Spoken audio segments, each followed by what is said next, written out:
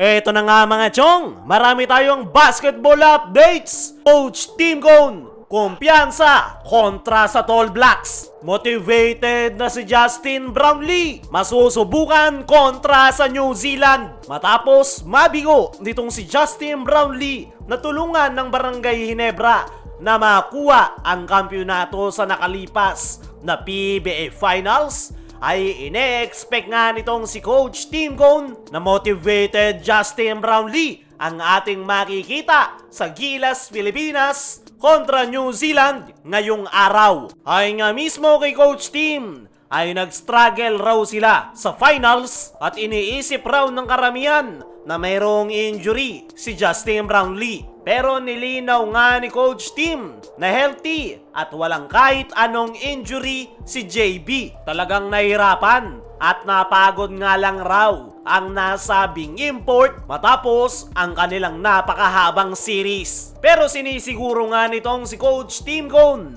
na nagkaroon ng sapat na pahinga si Justin Brownlee bago sumabak muli sa ating national team kontra sa New Zealand. Dagdag pa nga ni Coach Tim ay noong matapos ang final series ay nakausap niya raw si JB at imbes na bumaba ang moral ng nasabing import ay mas lalo nga raw tumaas ang kumpiyansa nito at sobrang motivated at hindi na nga raw bago yung ganyan kay Justin Brownlee kung saan nandoon yung kanyang gutom at biglang nakapagpakita ng monster performance. Kaya naman kumpiyansa si Coach Tim Cone na magiging maganda ang ipapakita nitong si Justin Brownlee sa ating national team kontra sa New Zealand. Inamin pa nga ni Coach Tim ay maging siya ay motivated matapos mabigo sa PBA Finals. Pero mas grabe raw yung motivation ngayon ni Justin Brownlee. Kaya naman, looking forward si Coach Tim sa ipapakita ni JB para sa Gilas, Pilipinas. Para sa akin mga chong, ay mukhang sa New Zealand ibubuhos nitong si Justin Brownlee ang lahat ng kanyang naging frustration sa nakalipas na PBA Finals. At yan nga yung mas nakakatakot kay Justin Brownlee dahil nandoon yung kanyang gigil na makuha ang panalo. Patungkol naman sa concern ng karamihan na baka pagod pa rin si Justin Brownlee, ay naniniwala ko mga chong na nai-recover na ni Justin Brownlee ang kanyang katawan. Kaya lang naman napagod si JB sa nakalipas na PBA Finals ay napilitan nga itong tumulong sa loob ng painted area. Wala naman itong iniimdang injury, kaya naman mabilis lang talagang may re-recover ni JB ang kanyang katawan. Ayon nga sa ating mga trusted source ay maganda yung ipinapakita nitong si Brownlee sa practice ng ating national team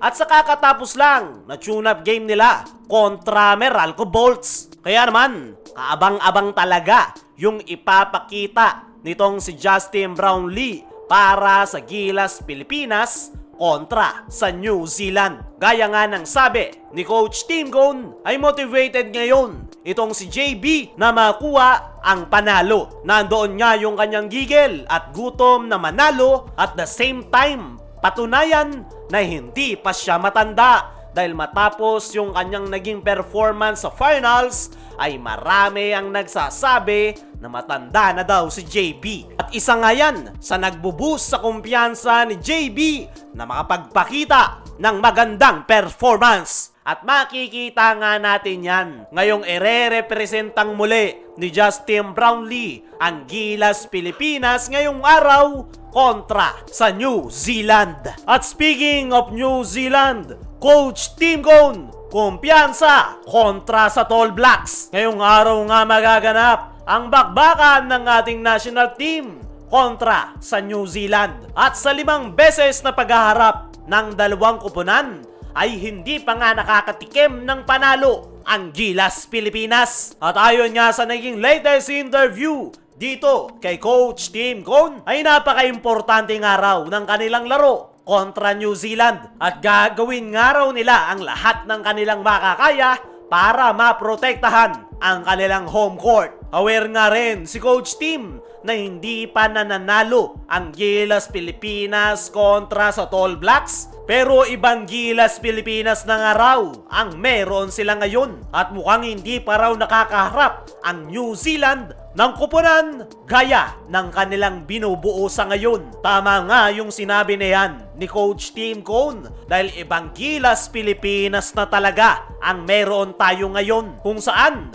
meron ng sistemang sinusunod at nagagawa ng makasabay sa mga bigating koponan kung saan tinalo nga nila nitong nakaraan lang ang number 6 world ranking na Latvia. At yan nga raw yung nagbibigay motivation sa Gilas Pilipinas kontra sa New Zealand. Alam nga rin daw ni Coach Tim na hindi basta-bastang koponan ng New Zealand dahil mahuhusay at isa raw itong physical team. Parte nga raw ng kanilang culture ang maglaro ng physical game. At yan nga raw yung kinakailangan nilang paghandaan. Pero kumpiyansa pa rin si Coach Tim Cone dahil hindi pa nga raw nakakakita ang New Zealand ng koponan gaya ng bagong Gilas Pilipinas. Kaya naman kumpiyansa si Coach Tim Cone na matatalo na natin sa wakas ang Tall Blacks. Ngayon ko nga lang nakitang kumpiyansa si Coach Tim Cone dahil every time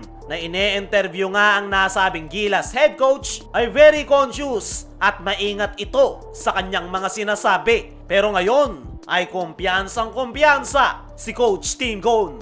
Kaya mga chong, ano ang masasabi nyo? Ngayong kumpiyansa si Coach Tim sa ating national team. Ano rin yung masasabi nyo? Ngayong motivated si Justin Brownlee? I-comment mo lang dyan sa ibaba.